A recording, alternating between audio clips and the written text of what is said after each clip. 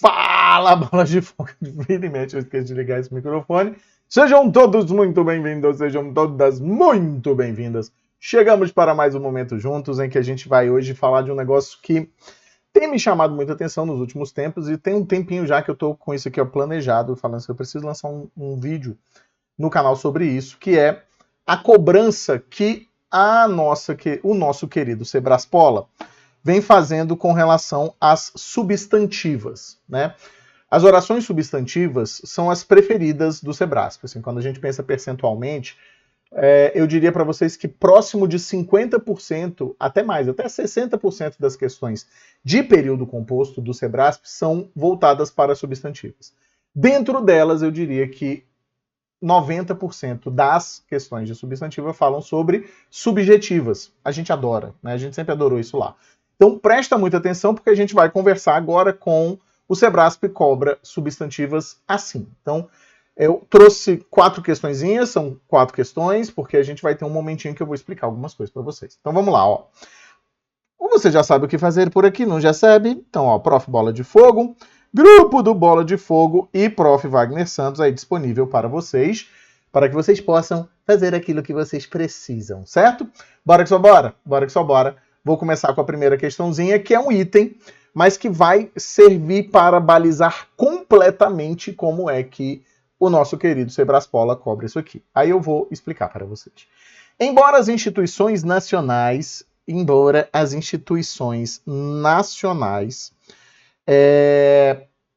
ligadas à soberania venham atuando nas últimas décadas em suporte às políticas ambientais brasileiras, a relação entre as duas esferas nem sempre se deu com bases cooperativas. Partindo-se de uma compreensão estreita da segurança, a preservação do meio ambiente foi vista durante certo tempo não como pré-condição para se garantir a segurança nacional e humana, mas como uma ameaça à integridade territorial e aos interesses nacionais brasileiros. Beleza. Temia-se, aqui é a oração que a gente vai querer analisar, ó, nesse sentido, que as inestimáveis riquezas naturais do Brasil despertassem a cobiça internacional. Beleza, é isso aqui que a gente vai querer trabalhar, ó. De forma a representar riscos às fronteiras nacionais e ao direito soberano do país, de gerenciar seus recursos naturais de maneira autônoma, em busca do desenvolvimento. No terceiro período do primeiro parágrafo, está ali marcado, a vírgula empregada após sentido, presta atenção, ó, essa vírgula, ele está falando sobre uma questão de vírgula, mas que tem a ver com a história toda aqui, ó. Essa vírgula, após sentido, sinaliza que a oração que as inestimáveis riquezas naturais do Brasil despertassem a cobiça internacional tem função adjetiva e sentido explicativo. Na verdade, o item está errado, mas presta atenção no que a gente vai ver.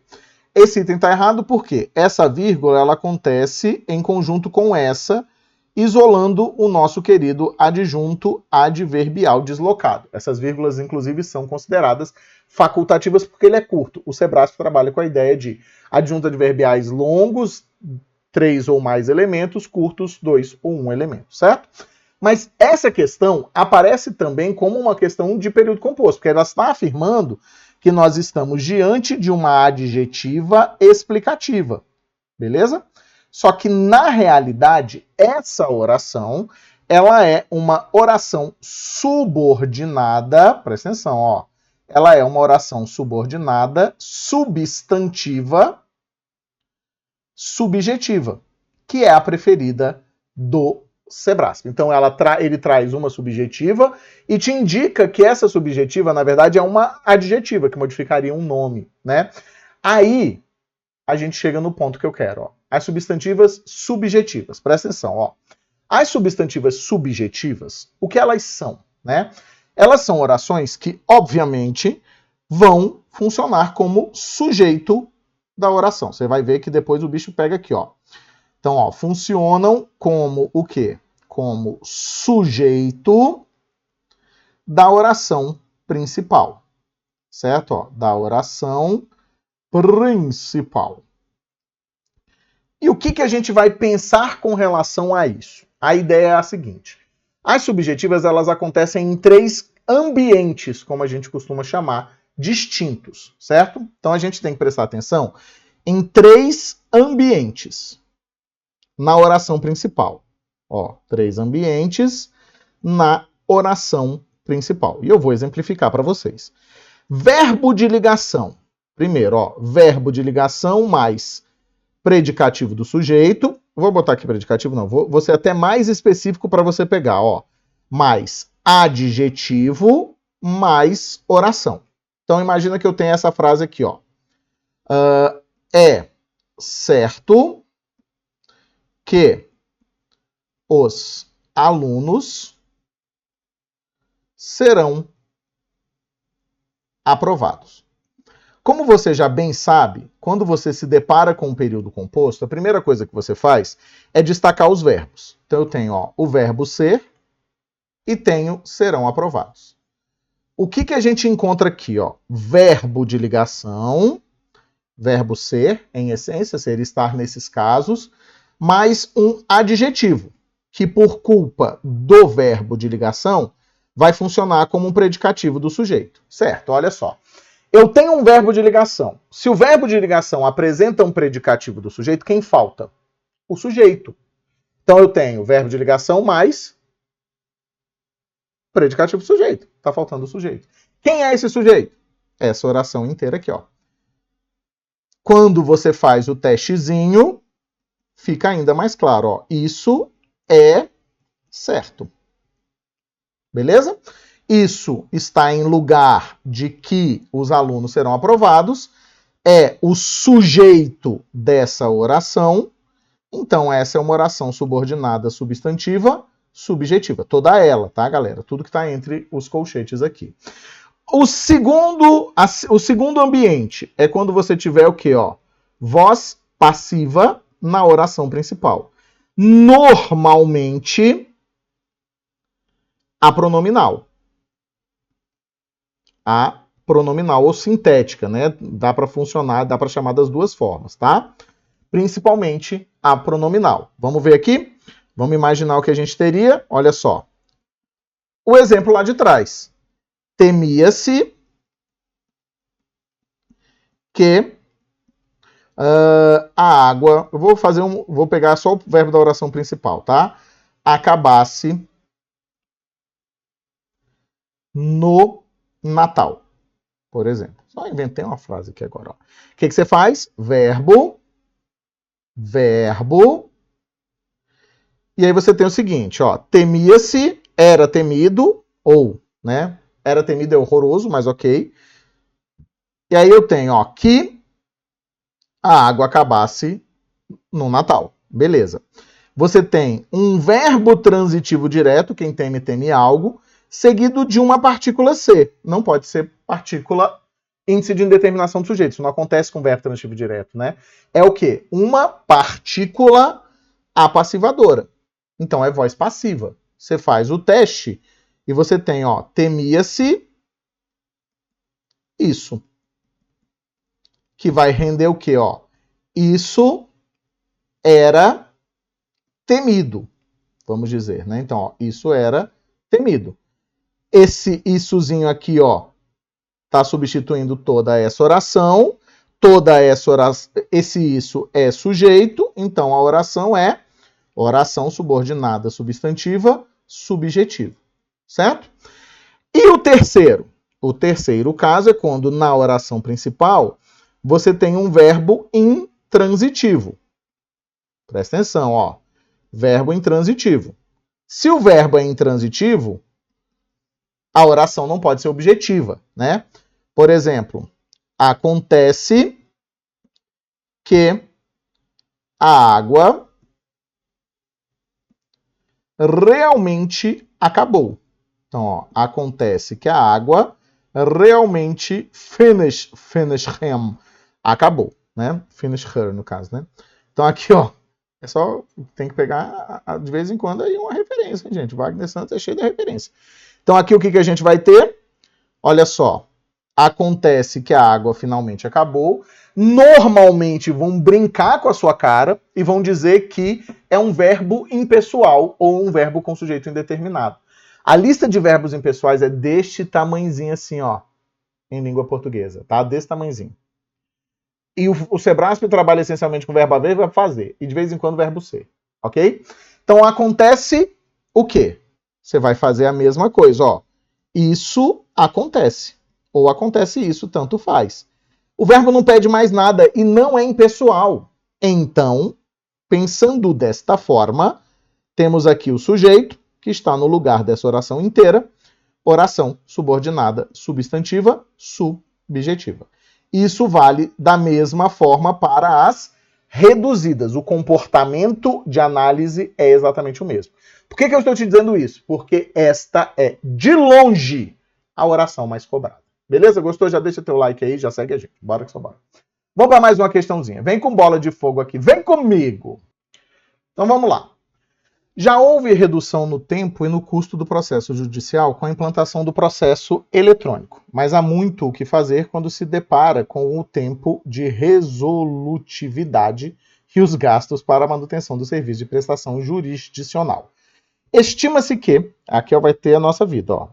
Essa é a oração, ó. Estima-se que no ano de 2022 tenham sido gastos só na Justiça Federal piripiri poroporó. 12 bi. Eita, caralho. É bi? É. 12 bi, 369 mil, 100 mil, 765 real. Em relação ao custo processual, no ano de 2015, por exemplo, cada brasileiro desembolsou R$ 387 reais para manter o Poder Judiciário, o que equivalia a 1,3% do PIB. Se avaliarmos de 2009 a 2015, o crescimento foi de 31%. Em 2020, os gastos foram de R$ 479,16 por habitante.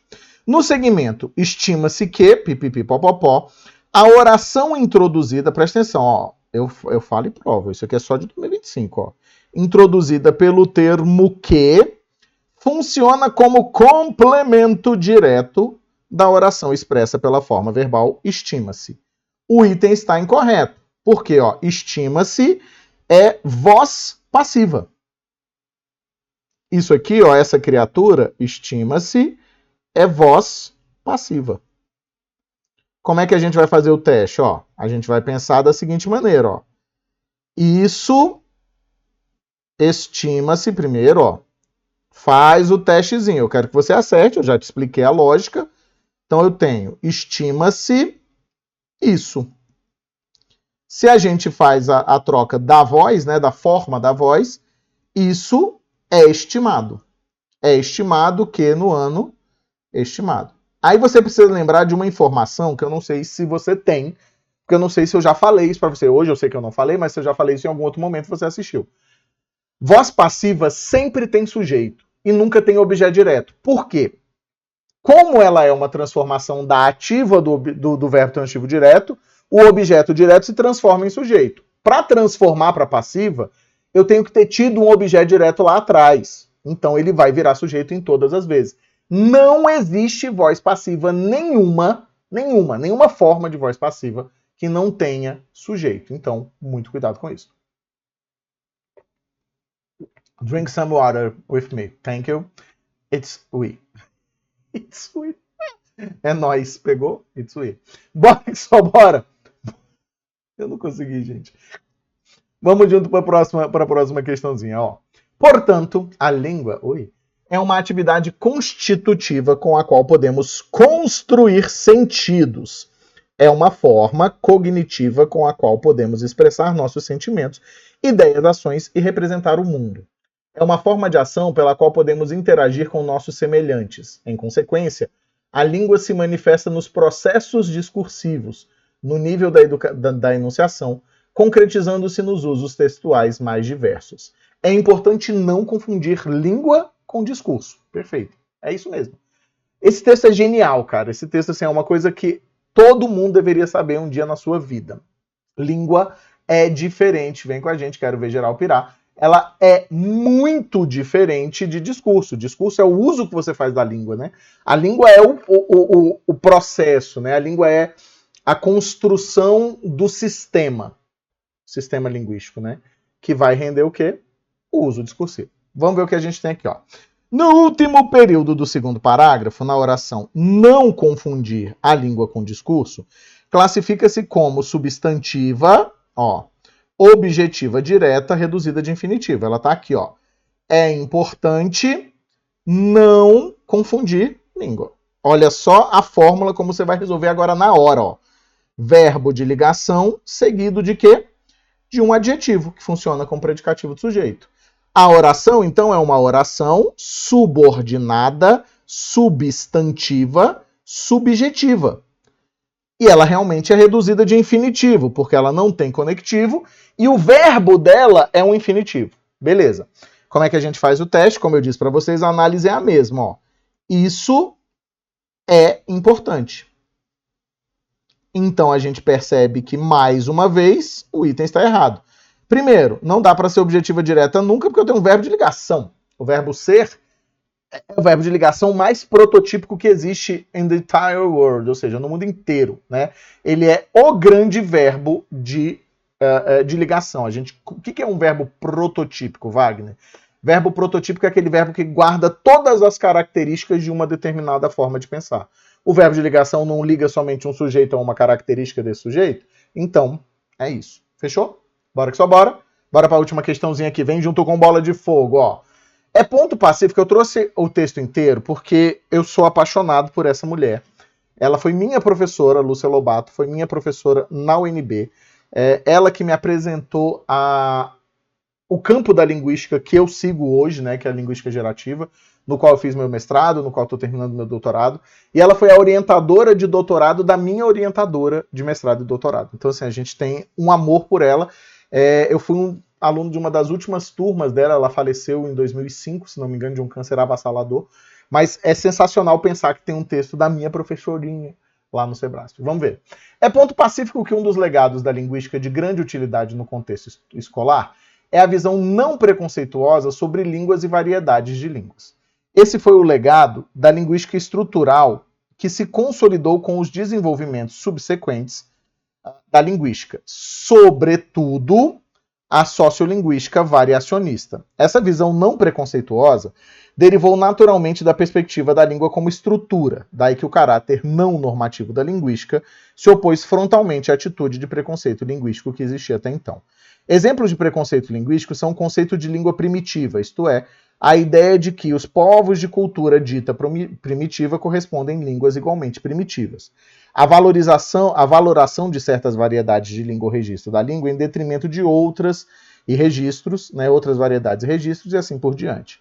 Acho que ninguém hoje contestaria que o estudante que vai ser professor de ensino básico deve receber uma formação que o torne isento de preconceitos, ou pelo menos o sensibilize contra preconceitos linguísticos e o norteie para saber como reagir diante de situações de variação dialetal. Isso aqui é ouro puro, tá, gente? Pai, mãe, ouro de mina, guarana. Beleza? Pegou? Vamos lá. A pessoa tá meio maluca, a gente tá aqui. No primeiro período do texto, a oração que um dos legados, pipipi, das variedades linguísticas, desempenha a função sintática de sujeito. Ó, que eu falei para vocês. 2025, minha gente. Vamos lá. Vamos olhar o que a gente tem, ó. É ponto pacífico que, mais uma vez, ó, verbo de ligação seguido de quê? Predicativo do sujeito. Nesse caso aqui é uma locução funcionando como predicativo do sujeito, né? Eu tenho isso aqui, ó. Isso é ponto pacífico. Ponto pacífico é aquilo que é aceito por todo mundo, tá, gente? Você conhece isso, né? Porque o direito usa muito, né? Fala muito do... Isso já está pacificado na lei, né? Ou consolidado ou pacificado. São dois verbos muito usados pelos advogados.